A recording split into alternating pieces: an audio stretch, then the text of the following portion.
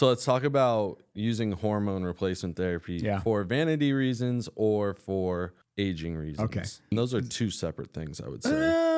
I don't know. There's young people taking steroids or hormone replacement therapy and like kind of abusing it just to look good. Yeah. Like I want to maximize my frame. What do you say to people like that in that group? And then we'll move on to the aging population. I'm going to tell you right now, likes to do it. If first of all, if you're not making a living with your body, then there's no reason in the world to even think about it. That's the beginning thing. We already kind of covered that. The second thing here, though, is this.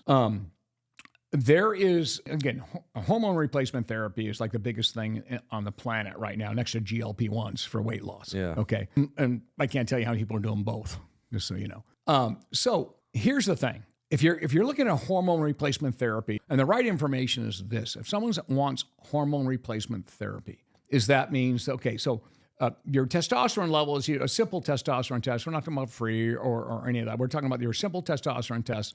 You're going to be somewhere between 300 nanograms per deciliter up to 1,000. Let's just say 900 or something, whatever, right in there. So that's the window. Now, every age group is different. That's where it gets a little dicey, but let's just skip that now. So the on-label prescription for hormone therapy is you have to be less than 300 nanograms per deciliter, and then you can be prescribed that. Now, what happens is young people like yourself, you have a different, you should never be really below 450 or something, right? So maybe we should change the rule and say you can have that. I'm not a proponent of that. I'm not a proponent of ever using it at all unless you really are hypogonadism, where you've got an issue here that changes everything about your life. And that was the original prescription for hormone therapy.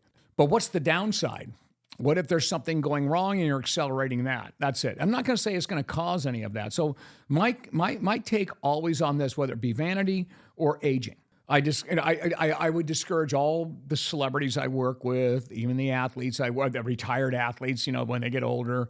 I go, listen, there's just so many great ways to be able to maintain your health with eating fairly well, that's all, exercising, and supplementing properly. And I do a beautiful program for anybody over 40 when it comes to that. When it comes to their, all their multivitamins, the antioxidant combination, your omega-3s, creatine, 5 or 6 grams of maintenance dose, keep the muscles active. This is all natural shit. And that's what they should be doing first. Now, if for some reason you're down below the 300 nanograms per deciliter, then I think that at that point you can have that conversation with your doctor, as long as they check you regularly and you see it's not aromatizing or it's spreading out to other hormones and changing their levels, like your estrogen, your progesterone, DHEA. You want to make sure they're all lined up. So if you're going to use it, now, if you're going to use it, then you need to have it. And I'm not talking about some guy that makes a shitload of money selling it. I'm talking about someone that can actually read your blood work properly, so they know they got your best interest in mind. But the other part is this. There are so many studies. And by the way, I got the latest endocrinologist study on hormone therapy for men with testosterone and so forth. And it really, things have gone back and forth. And back in the day, they said, well, men on hormone therapy take testosterone shots to get their testosterone back up again. They end up with cardiovascular disease. They end up with all these little issues. Well, those studies have been refuted back and forth. Then this one and this one, like I say, you can always find something that suits your sort of bias, if you will. But the final report that just came out was very interesting. It only came out about a month or two ago, that hormone therapy, as long as, stay with me, you're deficient. So if you're not deficient, you're taking hormone therapy, you're not part of what I'm going to say right now. Yeah. If you're deficient and you're below the 300 nanograms, and maybe it's 350, whatever, okay? And you're using hormone therapy to get you in the range of 300 to 900 or whatever in there, it actually might prevent some cardiovascular problems, and it also decreases mortality. Right. You can actually live a little longer. So there are some good things there as long as it's monitored and you were deficient. If you're not deficient, what I worry about, and I still tell all the people I work with, if you're not deficient, then using it is a little bit, it's not going to cause, like if you have some sort of cancer brewing, you don't know, because no one ever knows when it starts, right? It's a very silent issue when it starts.